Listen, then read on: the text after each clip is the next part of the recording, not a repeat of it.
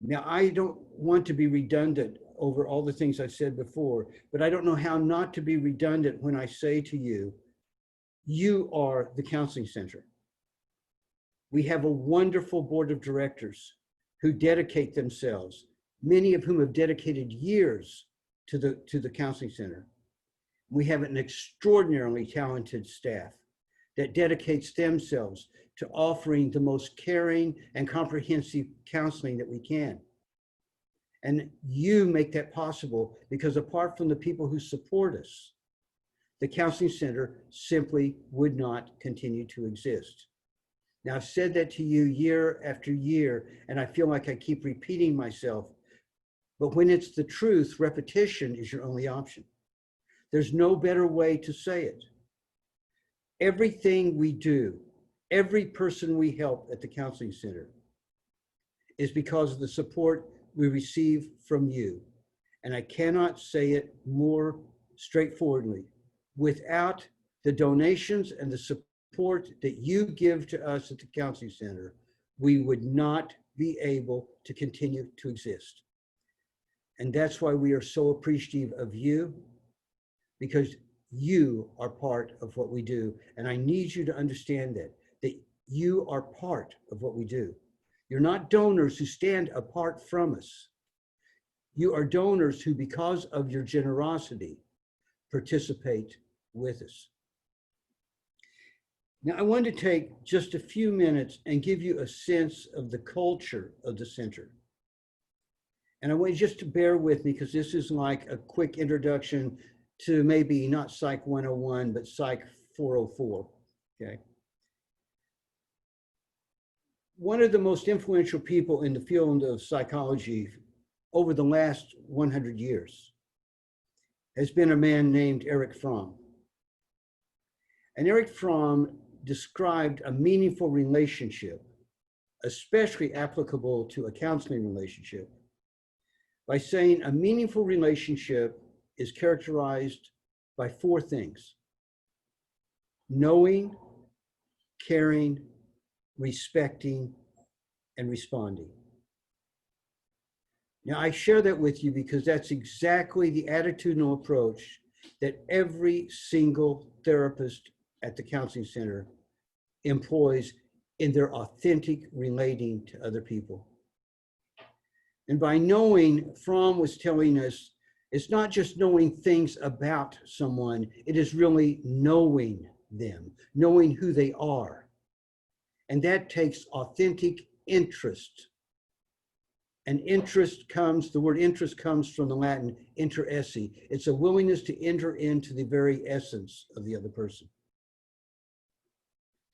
And the second characteristic mark is the caring. And caring is not just doing nice things for someone. Caring is attitudinal.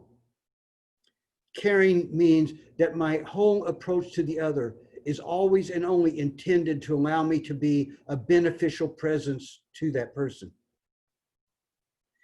And the next characteristic mark is respecting. And the word respect, we forget, comes from the same root word as spectacles. It's a way of seeing the other person.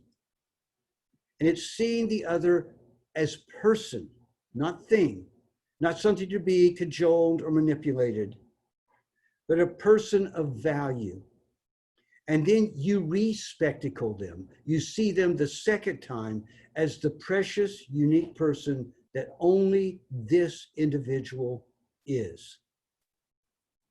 And then the last characteristic mark is responding. And responding stands over against reacting. It literally is the root of the meaning of the word responsibility. The good therapist, like the good loving friend, has the ability to respond to you.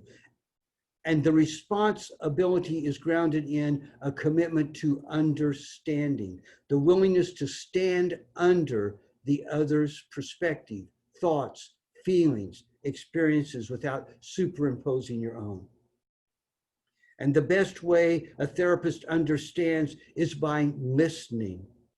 And you might remind yourself that the word listen and the word silent are spelled with the same letters.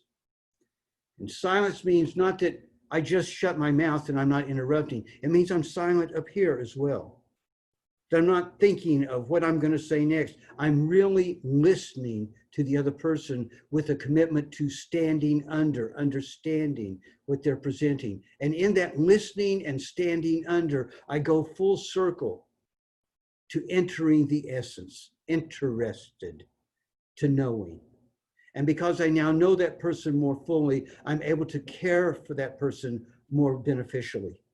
And because I care about that person consistently and beneficially, I'm able to respect that person, see that person as the precious, unique individual that only he or she is, which makes it so easy to continue the understanding and the listening and the responding. Now, like I said, that's like a quick, not asked for Psych 404, but it is an insight into the culture of who the counseling center staff is. And those same attitudes are supported by and endorsed by and encouraged by our board of directors, who represent all sorts of fields of interest, all sorts of backgrounds of expertise that help us be who we are. Now, one last thing.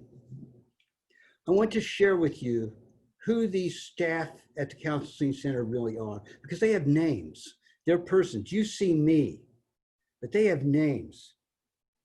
There's Dr. Maureen Saget, who is the director of psychological services. And for years, Maureen was the associate director of the center. She knows the history of the center as deeply and as caringly as any member of the staff ever will. And then there's Ruth Hartman, who is our client care coordinator. Every person who calls the counseling center speaks first to Ruth Hartman. She, in many ways, is the heart of the center.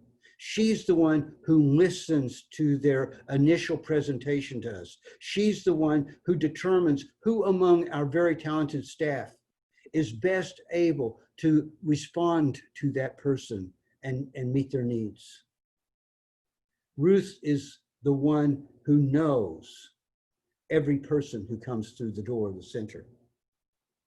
And then there is Joe DiFrancesco. And incidentally, all of our people have double training. All of our people have multiple skills.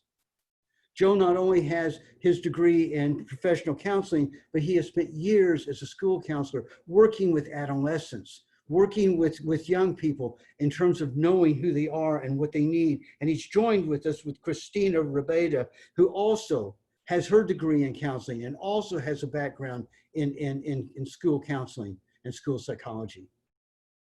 These are people who know teenagers better than I'll ever know them, because my field is adult psychology.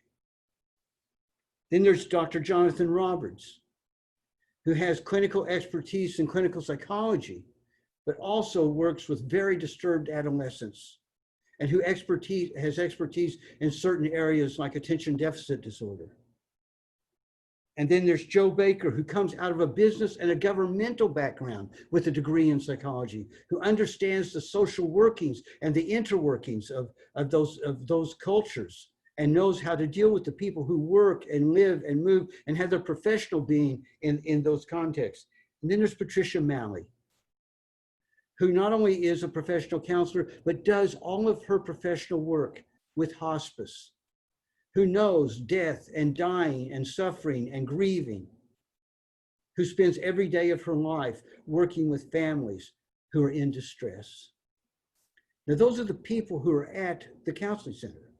Those are the people who have all of these multidisciplinary backgrounds, who care with all the characteristic marks I've talked about before, who bring to every single person the knowing, the caring, the respecting, and the responding that creates an authentic, beneficial, committed relationship.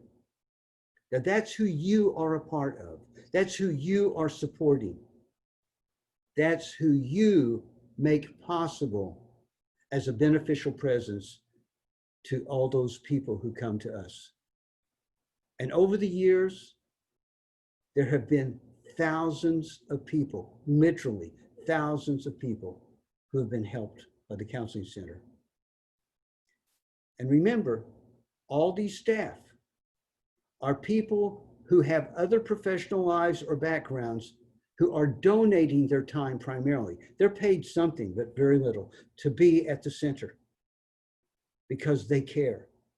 Our board of directors dedicates their time because they care. You are here because you care. And those are the three legs of support that have made 42 years of therapy possible. Okay.